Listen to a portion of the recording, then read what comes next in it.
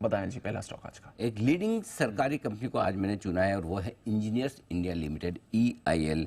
Engineering और consultancy business में ये बड़ी एक सरकारी कंपनी है जिस पर आपको फोकस करना है।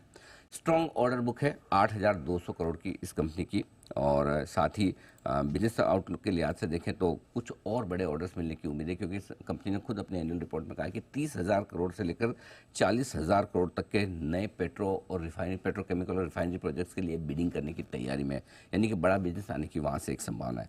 बड़ा बिजनेस आने की संभावना एक और है न्यूमालीगढ़ रिफाइनरी में इन्होंने 4% से ज़्यादा हिस्सेदारी खरीदी है, और न्यूमालीगढ़ रिफाइनरी अगले 5 सालों में 30,000 करोड़ से ज़्यादा का एक्सपेंशन करने का प्लान कर रही है, तो वहाँ से इनके लिए मौके डेफिनेटली बनते हैं।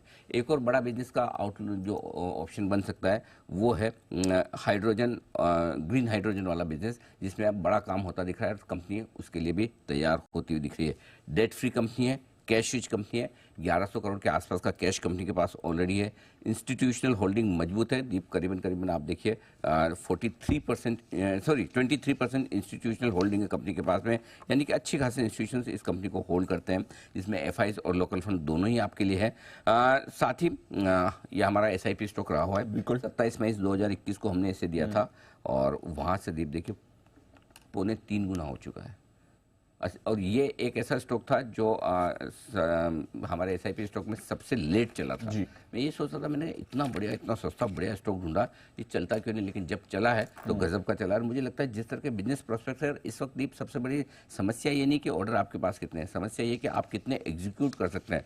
तो जो एग्जीक्यूशन में मास्टरी है EIL की, वो अब काम आती हुई दिखेगी, और मुझे लगता है वो बड़ा गेम चेंजर हो सकता है। इसलिए हमने इसके टारगेट 300, 375 और 450 तक के रखे हैं।